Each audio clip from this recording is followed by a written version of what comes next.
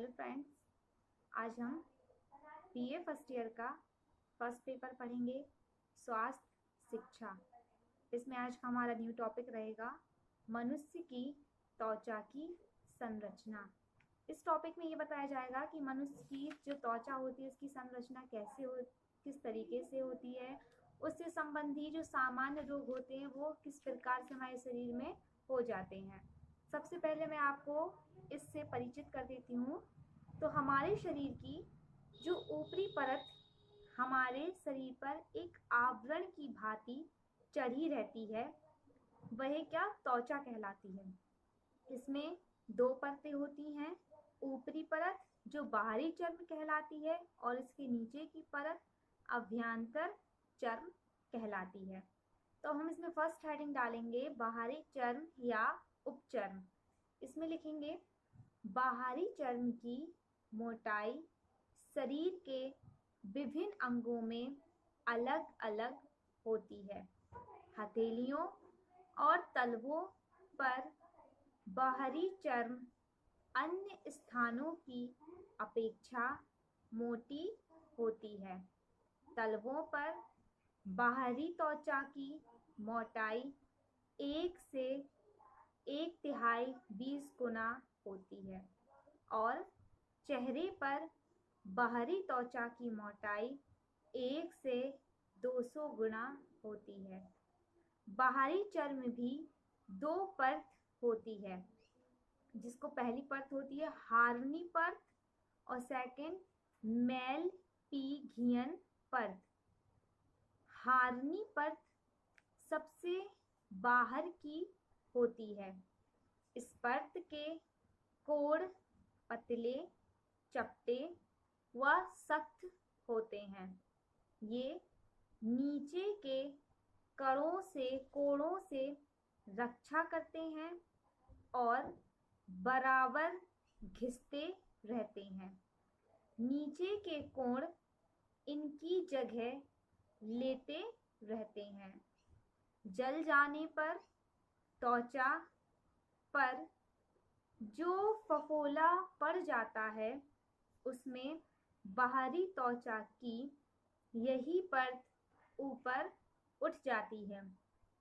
हार्नी परत के नीचे की परत मेलपिगियन परत कहलाती है।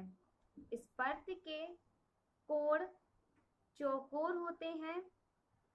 यह कोण विभक्त होकर नए कोणों का निर्माण करते रहते हैं।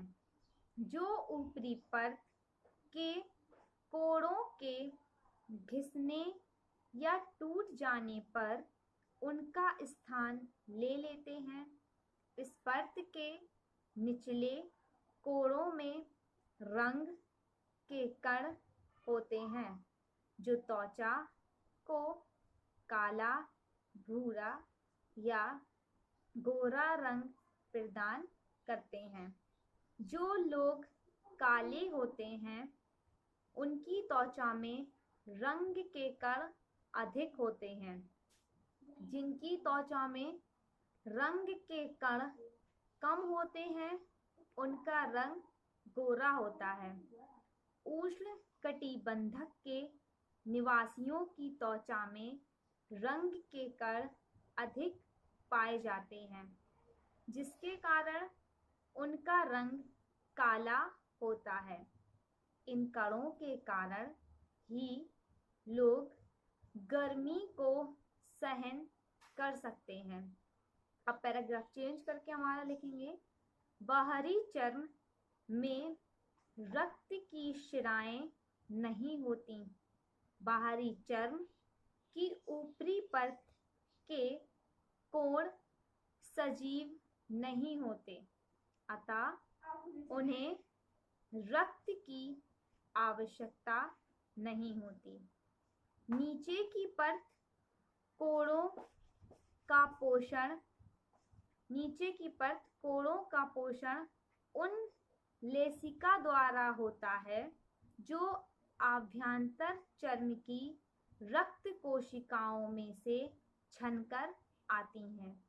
बाहरी चर्म में स्नायु सूत्र भी नहीं होते, इसलिए इसमें किसी प्रकार का अनुभव नहीं होता। यदि केवल बाहरी चर्म पर ही सुई चुभाई जाए तो पीड़ा नहीं होती। बाहरी चर्म में अनेक छिद्र होते हैं जिनके द्वारा पसीना बाहर निकलता है। सेकंड हेडिंग हमारी रहेगी आभ्यंतर चर्म या चर्म, डर्मिस।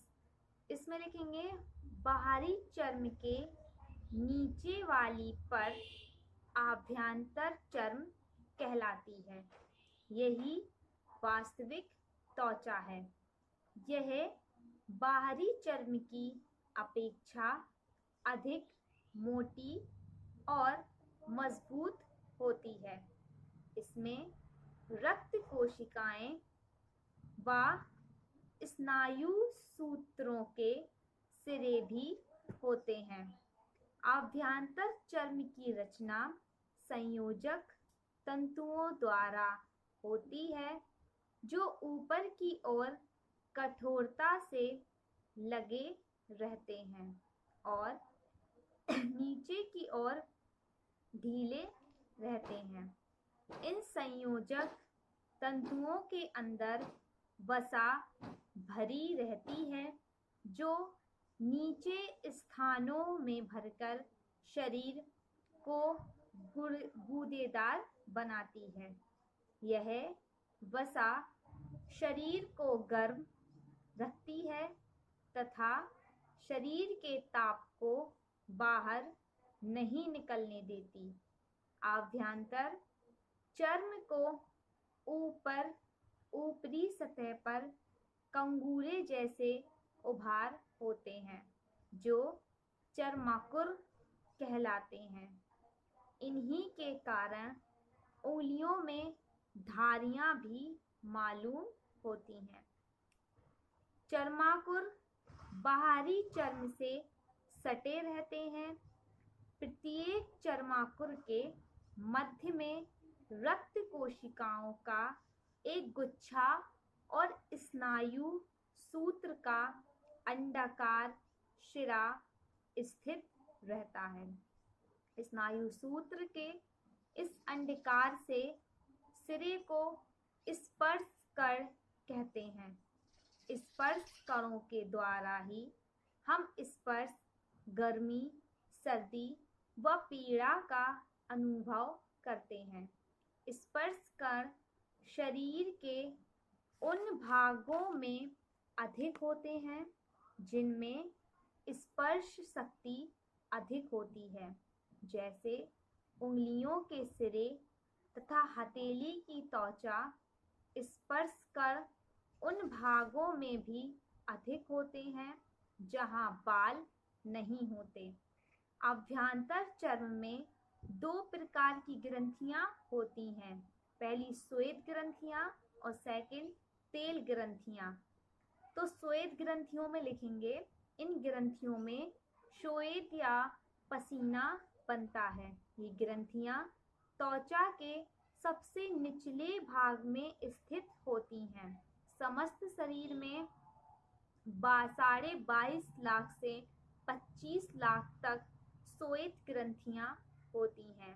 प्रत्येक श्वेत ग्रंथि से एक श्वेत नालिका बाहर चर्म में जाकर एक छिद्र द्वारा खुलती है।